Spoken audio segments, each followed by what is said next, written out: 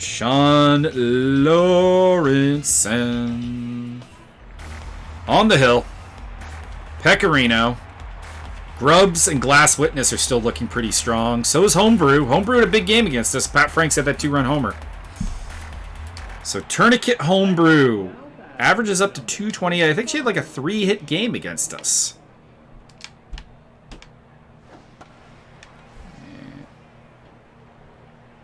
Oh, yeah! Big play. I hit the wrong button again. I meant to dive. What is the dive button? Have I forgotten what the dive button is? Hang on. Hang on.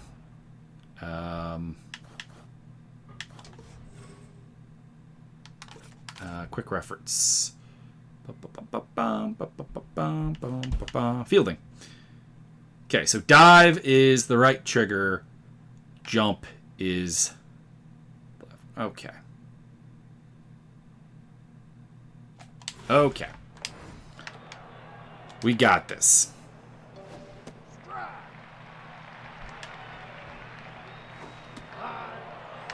Always feel super confident pitching with Sean.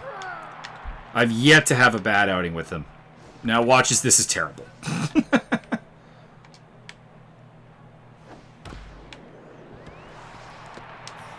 Sonia Edeberto with the play, and that's 2 down. Pat Franks. The offensive... I mean, he made it a game last time. Cut the lead from 4 runs to 2. Just, they couldn't do anything after that. And 3 up, 3 down here early. Sonia Edeberto, R.C. Guerin, Kevin Greer, top of the order here today. Edeberto, 3 homers, 11 RBI, 276 batting average on the season. What are we dealing with in terms of the pitcher? I'm trying to call time here. Thank you. Oh, all kinds of the junk. Slider, curveball, changeup, forkball, 4-seam fastball. Wow. Pretty decent velo, too. Accuracy's a bit low.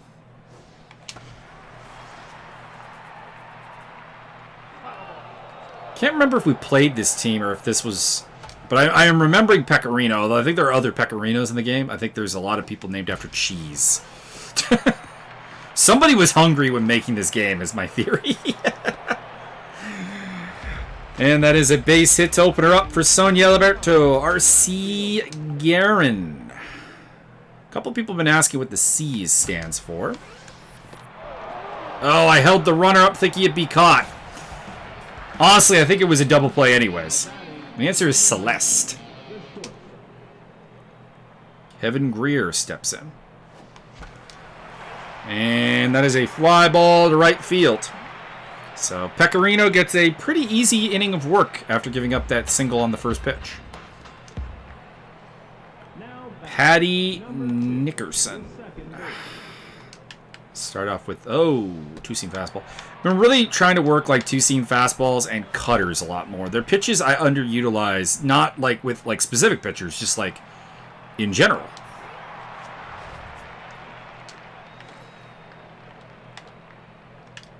Also, I'm trying to work it a little bit more of a power game with Sean, because his velocity, his velo is pretty reasonable. I mean, his strength is the accuracy and the junk. Getting a little bit of static, or getting a little bit of lag again. Oh, that was a bad pitch. It was a bad choice. It's not like it was an inaccurate pitch. It kind of more or less went where I wanted it. Alright, Wednesday Grubbs. I want to say Grubbs was not the first baseman last game. Let's see when she comes up again. But I'm not sure who it was. There we go. Strikeout! Magus, Braggs, Crozier due up here in the bottom of the second inning. Mike Magus has been the man. He has been swinging the big fat stick for a while. And it continues to be the big fat stick.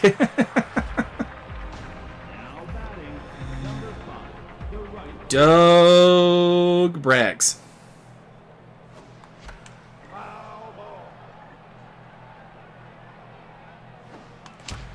I'm kind of tempted to go for a with the speed being actually up, I am tempted to try and steal a base at some point with my player.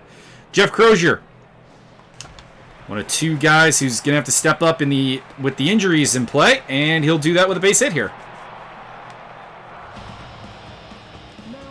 Ziggy, Ziggy, Ziggy.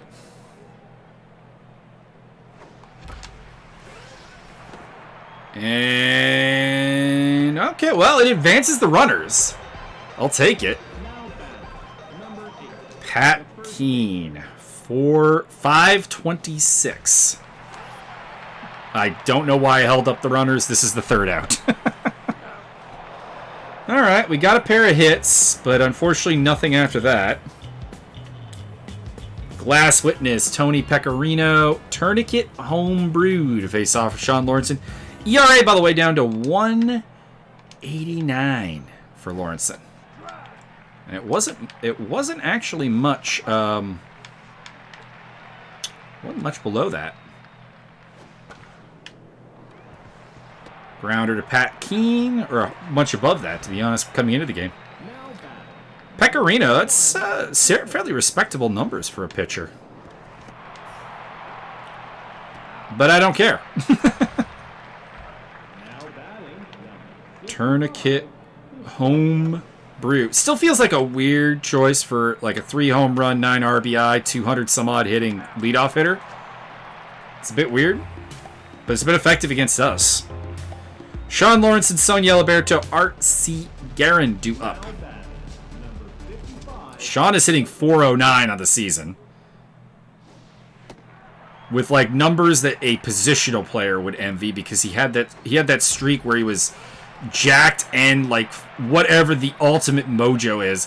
Base hit infield for the pitcher. There you go. All right.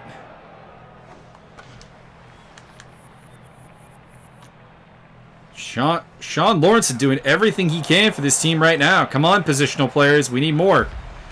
We need more from you guys. Number 9, the left fielder.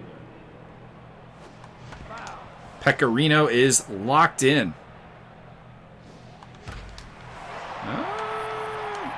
Got to hold up the runner, because that is caught. Good hit, though.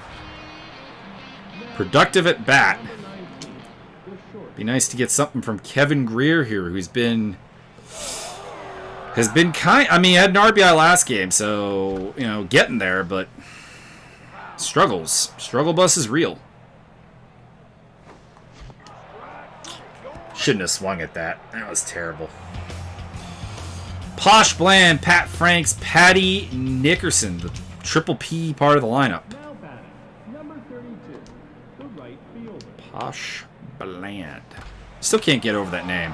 I think and that's a base hit. I was gonna say, I think that was her first hit of the series, but I do believe she was actually on base for the Pat Franks home run, if I recall correctly.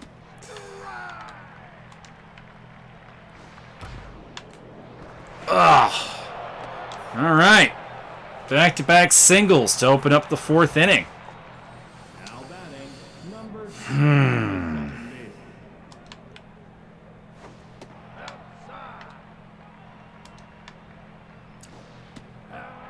Oh, come on. That was a strike. Okay. There we go. I mean, would have preferred it on the ground for a double play possibility, but we'll take that. Gershwin Polbean. Polbean was the one that wasn't playing. Polbean came in, I remember, as a pinch hitter. So maybe that's where Wednesday Grubbs was. Grubbs could be like a kind of the 10th person, or 9th person, I guess, with no DH. I'll go to third base. Unfortunately, that was too deep for me to possibly have a shot at throwing them out. Although, one of the advantages of playing Jeff Crozier in center field is he actually has a fairly better arm than Sean Kenny. But Doug Bragg is really the only strong arm in the outfield. All right. Wednesday grubs. Let's open up the slider, and we got the job done. Still, they scored a run, a couple of hits, and we go to the bottom of the fourth trailing. Magus, Braggs, Crozier. It is kind of the part of the lineup you kind of want. Going against Pecorino here. Pecorino? Pecorino? I don't know. I'm told it's a type of cheese. I don't know a lot about cheeses, I guess. I eat like a ton of cheddar cheese, and that's kind of it. Like Monterey Jack.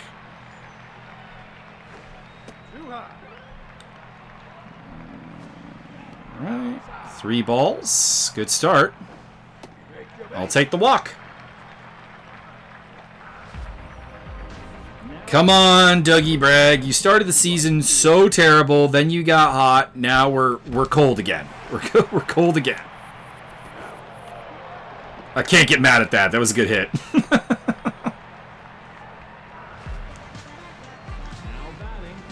Jeff Crozier.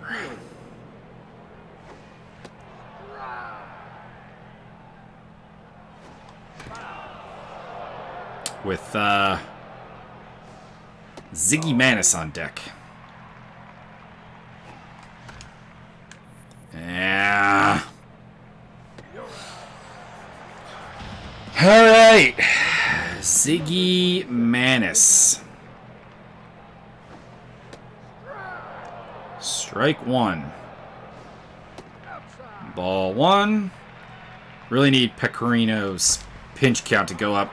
It's only on he's on 34 pitches through 4 innings. That's ridiculous.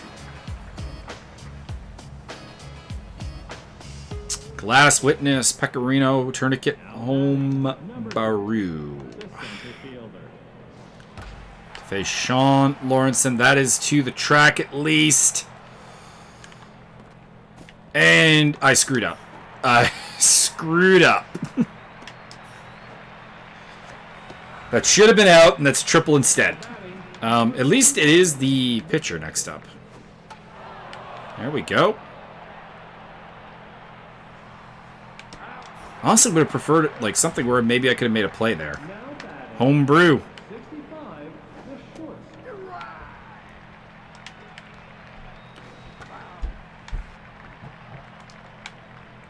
Two-seamer. What about the curve? Have not used a lot of the curve today. Oh, I needed to go to third base. Oh, would have been an awesome double play. I don't think I would have won the run, the race to third though. But we pay for it. Posh Bland dumps in an RBI. All right, Pat Franks. There we go. Throw him out. Pat Keene, Sean Lawrence, and Sonia Eliberto due up here. Trail 2-0. It's too early to think about pinch hitting for the pitcher. Also, don't really have a lot on the... I mean, I guess I have Piety on the bench. Hang on a sec. I did want to call time there, but we'll go with that. Base hit by Pat Keene. He's having a pretty solid day. Pretty solid effort from him getting in the lineup. No, Pietti's got neutral, so it would be Piety would be the pinch hit option. And instead, Lawrenson will advance the runner that way. Sonia Eliberto checks up. 38 pitches for Pecorino. I need to make him pitch more. I need to just lay off some pitches.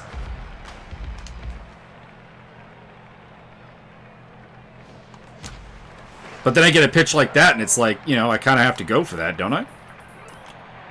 And it's a double, which will score Keene. And we're on the board. R.C. Guerin. Heroics. Kevin Greer. Up the middle off the pitcher.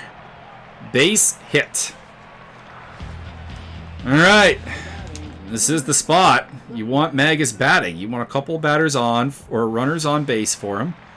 Chance to drive in some stuff. Whoa, whoa, what was I thinking there? What was I thinking? This should be a 3-0 count. And that should have been the walk, to be honest. Let myself down. Let myself down in multiple ways. All right, Pat Franks. Now batting, number 5, the left fielder. There we go. Pat Franks has got a very un-left fielder build, don't you think? I guess Barry Bonds was a left fielder, wasn't he? Although Bonds was not nearly as big for most of his career. The roided up version home run king that we know is not really what he started out as. Crozier coming in. Brought him in a little too far. Alright, Gershwin Polbean. Gershwin, I think. Spelt Gershwin, anyways. Bragg coming in. Another kind of... There. That's the arm you're dealing with in right field, gents. Miller Ocean, 2 for 2. With an RBI. I kind of want to stay away from him. But I'll take that. Alright, leadoff double comes to nothing. And the Kodiaks still trail by 1, heading into the bottom of the 6th. Dougie Braggs, Jeff Crozier, Ziggy Manistu up. Alright. Come on, Dougie. God damn it, Dougie. Struggles continue. I also said something about, not letting him get first pitches done because he's still under 50 pitches. Come on, boys. We need to be selective. Ooh, got way ahead of that one. That was a good pitch to hit, though. I just was off on the timing. Very late. Not sure about that. Not sure about that.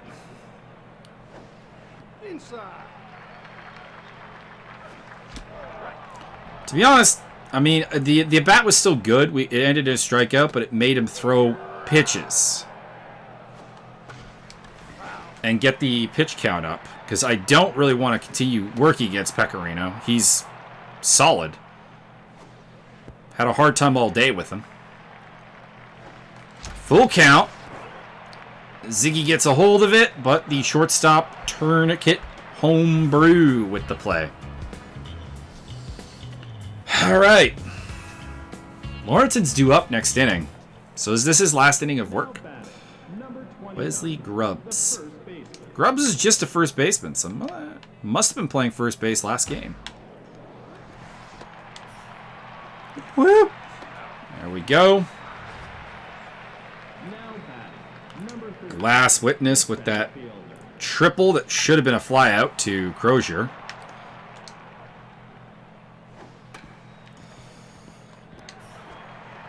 And there we go. 2 down. Been a hell of a pitcher's duel here today. Neither guy giving up really anything. And both have chipped in with some hits as well. So in a lot of ways, perhaps the greatest pitching duel of all time. At least as far as this series is concerned.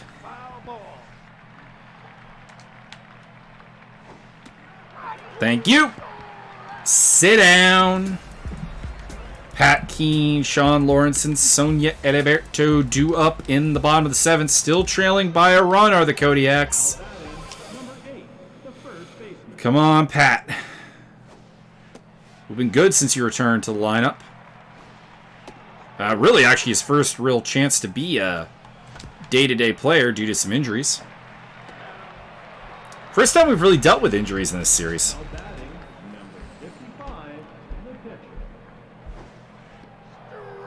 1 for 2, and even in that out last time up, Lawrenson did advance the base runners. He's been a quality at bat today, all day. Base hit, multi-hit game from the pitcher. And we have 1 run. Oh, boy. Sonia Eliberto at the plate. And that will be an out. All right. R.C. Guerin, RBI double, last time up. Not sure if a double would score a run here, but it would help. And that is the inning. So top of the 8th. We still do have our ace pitcher on the hill. He's still looking good. Although he has had some problems with Posh Bland all day. He's only at 55 pitches. So, like Pecorino, we've had very efficient work from both pitchers.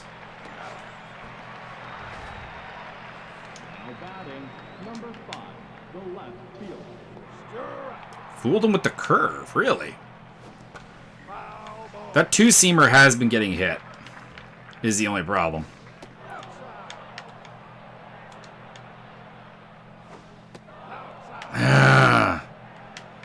Come on. Give me a corner. Oh my God. Oh my God.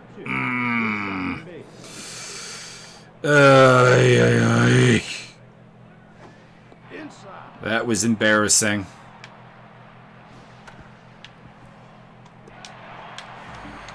And then thrown into the outfield. The game has suddenly become terrible for first baseman Pat Keene. Oh no. Oh no. Oh, that better be an unearned run. That would have been a double play. Maybe just one, but either way. And instead it turned... That's the second time we've had effectively a triple that should have been an out. Do you have the heart of the lineup coming up in the top of the 9th? That's the hope. And Kevin Greer snags one. All right, Greer, Magus, Braggs. Do we let Braggs hit? Roger Tedson enters for Gershwan. That's who was missing. Roger Tedson. Replacing Gershwan Polbean. Presumably he's a better defensive option. All right, come on. We need 2 runs. It's actually bottom of the 8th. I thought we were in the 9th. That is a relief. Ooh, that's lucky. That is some lucky shite. I mean, they got lucky too. So can we make them pay for the luck? I'm so tempted to steal.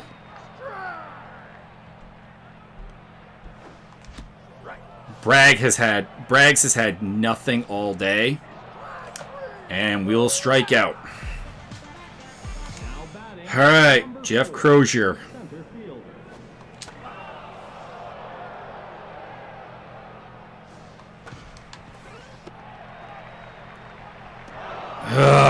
Okay, well, it will be the bottom of the 9th. We're going to go to the bullpen. We are going to go closer Rooster Sundquist in for the hold. Hold us in the game, Rooster. He has been the most dominant pitcher we have had. He's a significant change from what has been in the game.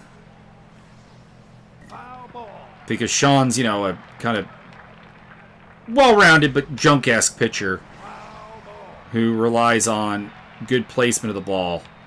And Sundquist just says, I'm going to blow you away with shit. All right, Tiddly Short into the game. So we'll see their closer in the 9th, I imagine. No idea who that is.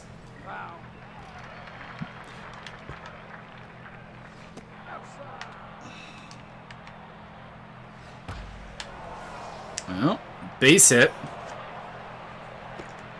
from Tiddly Short. Now batting. And now Homebrew. The short. 2 throwouts for Ziggy. Yeah. All right, it is Luther Riggins. 4-seam fastball, slider, curveball. Pretty good everywhere.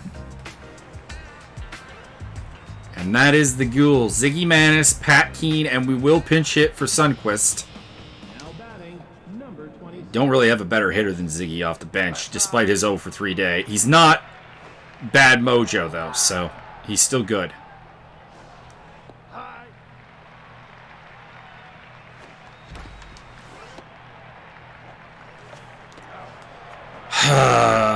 Do we let Keene hit? We don't have appreciably better off the bench. Because we're going to use Sean Kenny as the next pinch hitter. And he's the only pitcher. He's the only guy particularly better. I mean, Roberto Piatti, marginally better. But that's about it. Base hit, Pat Keene. All right, we're in business. Game time run at the plate. It will be the pinch hitting Sean Kenny. Number 16. He is injured. But he can do that.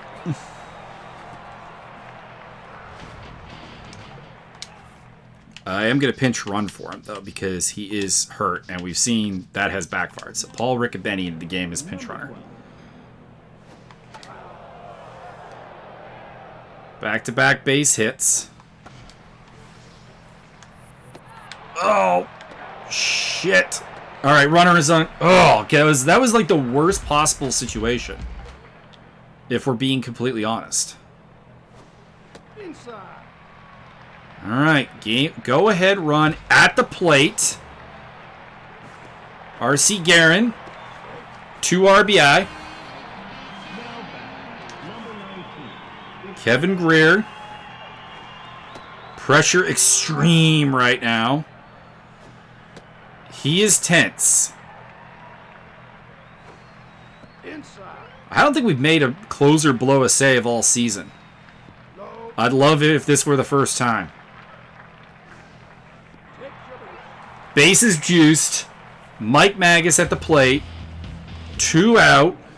And they are going to go to the bullpen for Pond Healthy, who's got great accuracy, but not a ton else.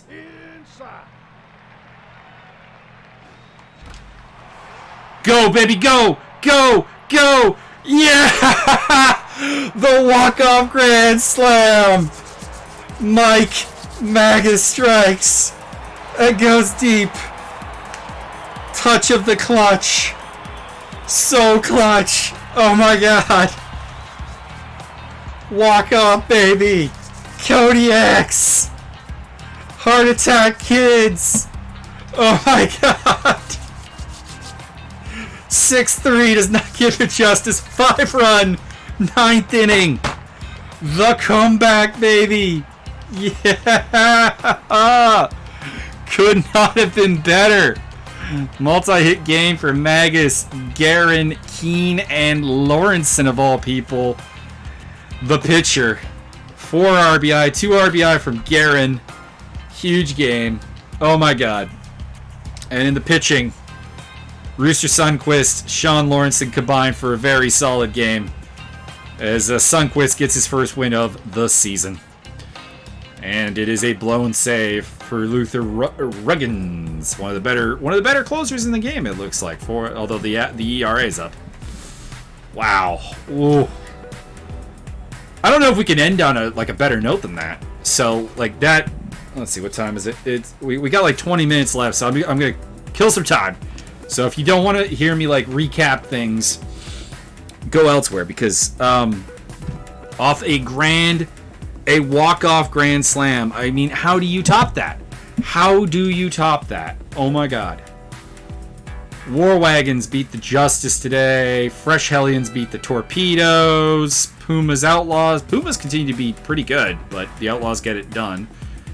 3-way tie at the top of that division now. And the Hatchets do us a favor by taking out the Nightmares. Clankers over the Rippers. Gold Coats over the Champs, by the looks of it. Champs came back. Made that tight. Spinners defeat the Wardens. Wardens had a huge win last time, too. Venom, Norseman, Venom finally getting that Liddell division kind of in control. Logman with a win as well. Dive Bombers, Burners. Battle of two Cellar Dwellers. Burners take it. I mean, Cellar Dweller with 11 wins, though. Advocates win. Justice Outlaws. That's got to be like a classic matchup right there. All right. So, at the end of today's episode, we're now 19-6, which is the best record in the league. We're 5 games up on the Nightmares, who are 14-11 in our division. Hatchets are 15-10, 16-9. Hellions also lead their division. And the wild card right now is a tie between the Scampers and the Nightmares. Ultimate Conference, Gold Coats are the best team at 15-10. Other division leaders are the Venom and the Clankers. Although that Liddell division, holy crap, a game and a half separates first from last place. It's a hell of a division to be in. The wild card right now is a 3-way tie between the Logmen, Norsemen, and Rippers, I do believe. We can confirm. There it is. So it'll be the Rippers holding it, apparently, based on whatever tiebreaker is in effect. Let's check out the team standings, or his team stats. Top in hits, Mike Magus gets his 40th hit of the season. A huge grand slam in the bottom of the 9th inning to walk off a win. Amazing. Kevin Greer, Sean Kenny, 37 and 36 hits, respectively. He's now on to 12 home runs, 6 for Greer, 5 for Doug Braggs. RBIs, 39, 25 for Byron Dirksen, 20 for Sean Kenny. Average, Pat Keen's on to 522, although it's been in his despairing use, 12 for 23 hitter. Sean Lawrence and similar case. Jeff Crozier, similar case. So 417 of the core crew. 404 for Kenny. 389 for R.C. Guerin. On base percentage should be more or less the same people. No, Byron Dirksen gets in the top 3. Slugging, Magus 844, 663 for Kenny, and 632 for Dirksen. OPS. Magus, Kenny, and Dirksen as well. Runs scored with 27. Sean Kenny, 25 for Mike Magus, 22 for Byron. Total bases, 81 for Mike. Kenny and Greer on 59 apiece. Doubles, R.C. Guerin leading the way with 9 now. 8 for Byron Dirksen, 5 for Mike Magus and Sean Kenny. 3 triples for Sean Kenny, 1 for R.C. Guerin, Byron Dirksen, and Dougie Braggs. I now have 15 walks. Wow. Just dominating the offensive stats here. This is not meant to be. I did not create a very good player. 9, 9, and 9 for Kenny, Dirksen, and Greer. Strikeouts. 14 for Kevin Greer. Now that's a surprise as well. Stolen bases with 8. R.C. Guerin. 6 for Sonia Eliberto, Sean Kenny, and Paul Riccobeni with 3 each. And they've not been caught stealing at all.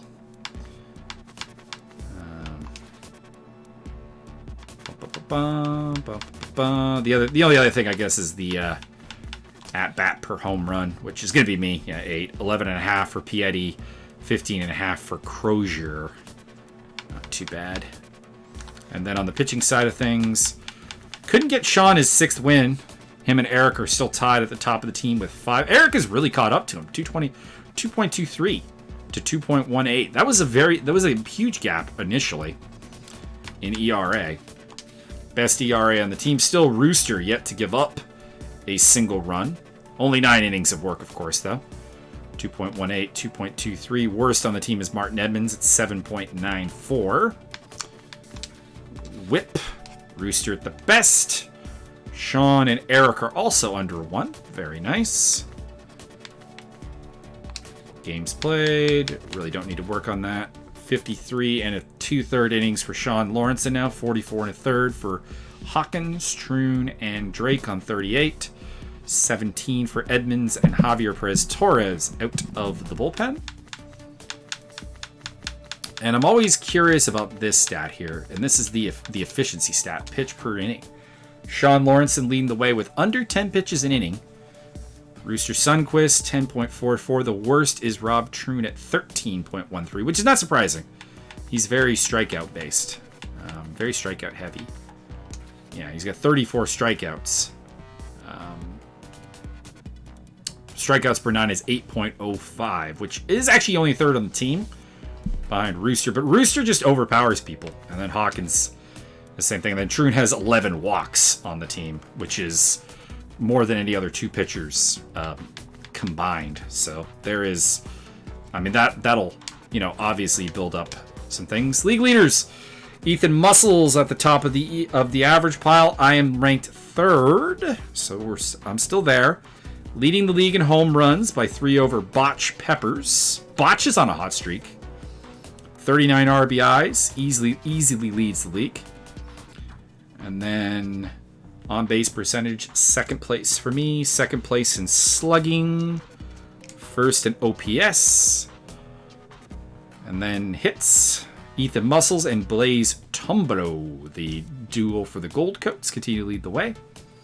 They also have Nevada Tamayo in the group there. So that offense has got to be pretty potent. Botch Peppers, most extra base hits at 20. Steve North and Twist Mephisto, both of the Monarchy, are the most likely to be struck out. Or is that the Monarchy? I think that's the Monarchy. Runs scored, Botch Peppers leading the way. Sean Kenny is second. Botch Peppers has got to be pretty much the offensive hero of the season, right? Theodore Peacock leads in stolen bases. Chess Turtles and Joan Hatchford, his teammates, have been caught 3 times each and are tied for the lead there. And pitching, Sean Lawrence and Eric Hawkins are tied with Warden's Tugger Ribeye for most wins. Lawrence in 2.18, 2.23 of Hawkins also in there, but King Dean of the Fresh Hellions under 1 ERA and has enough innings pitched to qualify. Interesting. Liz Rotten leads the way with 11 saves. We're not really in a lot of save situations yet. Sean Lawrence and Eric Hawkins are second and third in whip behind Vern Colombo of the War Wagons. Vern Colombo, lowest opponent batting average in the league. Strikeouts, nothing really there. Strikeouts per 9, not really anything there. We are still dominating the walks per 9 with Hawkins, Lawrence, and Drake all under 1. Hawkins' strikeout to walk ratio is the best in the league at 41. Lawrence in second, Drake is fourth. So we're doing quite well in some areas. Next game against the Scampers will be actually, I guess we could simulate that one, right? Yeah, we can simulate that. Because Hawkins is due for that. Doug Bragg is off his game. Sean Kenny's healthy enough to play. So let's get him in there and get Crozier into right field. And yeah, that'll be the lineup. Although we'll adapt the order a little bit here. Actually, with the way RC's playing, it pretty much has to be the number 5 hitter at this point. All right, let's go. Simulation. We jumped on a 2-run lead early, but they got on us. Came back, extra innings, losing to the Scampers 13-9. All right. Simulating Torpedoes. Why do I feel like the Torpedoes are always playing the Fresh Hellions? Feels like the Fresh Hellions play like the same 3 teams over and over again. Gold Coats over the War Wagons. Pumas over the Champs. Rippers take the win. Logmen lose to the Nightmares. Spinners. And then the Venom. 4-0 win over the Norsemen. Torpedoes and Hatchets. Goes to the Torpedoes. Burners over the Dive Bombers. Firebirds, Gold Coats. Firebirds. Justice over the Outlaw. Or Outlaws over the Justice, pardon me. 3-2. Quick review of the standings. And we are still 4 games ahead of the Nightmares. So still there. Champs are after that. Spinners. Hatchets and Hellions lead their divisions. Wild card is between the Scampers and the Nightmares. Gold Coats, Venom, and Rippers and Clankers are tied. With the loser kind of in the wild card spot right now. We're still pretty much the best team in the league. And coming up, we have a battle with the Venom. Rob Troon versus Mealy. And then a 3-game set with the Firebirds, which will see Drake, Lawrenson, and Hawkins on the hill. So, Abel Mealy 4-1 on the season, very good numbers. Rob Troon 3-2. Better whip, but but higher ERA. He is currently looking pretty good. Very contrasted pitching styles. Their notable players has a guy hitting under 200 though, which is interesting. They have very bad contact, but a lot of power. So that could be interesting. Looks like I might. I don't know. I'm still good. I'm still red hot. Still doing my thing. All right. Well, thank you for joining me for today's game. I'll crash together a highlight reel for the for YouTube, which will probably be that game with the walk-off home run. And we'll see you next time. Check the schedule for updates. Might do a stream tomorrow. Might not. Depends on how things go. And I hope you enjoyed this stream and will continue to watch in the future. It means a lot to me. I really enjoy this. It's not a thing that I think will make like money or anything like that. It's just something I enjoy. And I would love to interact with the crowd a little bit if we could get some live viewers. But of course, I know I'm also streaming in the afternoons right now, so I'm gonna try and moving an evening stream upcoming in the next week or so. So that'll hopefully help out a little bit. As that Venom series is gonna be a thing. They have really good starting pitching and really a lot of power, which is kind of a winning thing in this game because home runs are a big deal. Not that they aren't real. I should say, actually, home runs are less of a big deal because there's a lot more of them. I mean, like, just look at our team stats here. Home runs 12, 7, 5, 4, 4, 4, 3, 2. Like, our leadoff hitter with no power has 3 home runs. It's pretty insane. Although her average is now down to 255, so probably slumping again. Crozier, Ziggy Manis, R.C. Guerin. Steph Magus hit a home run. Yeah. Sean Lawrenson and Eric Hawkins, the pitchers. Only positional players on the team that don't have home runs. Paul Riccobeni, who has a whopping 27 at-bats all season long. And Pat Keene, who has 29 at-bats. So like a combined like 56 at-bats. And yeah. And then some starting pitchers and stuff. Javier got a second at-bat. Interesting. Don't tell me his ERA still skyrocketed. Oh, he got the loss. Ouch. So he got the loss and not Hawkins. So Hawkins appears to have had a reasonable outing, actually. ERA is only up to 2.52. So this is where I really, really wish we got a box score for this game. That's the thing. And apparently not added in the third one. So Super Mega Baseball 4, if that's a thing, box scores, please. It's important for tracking the stats. You can kind of pick it up by looking at the team stats between games, but that's kind of about it.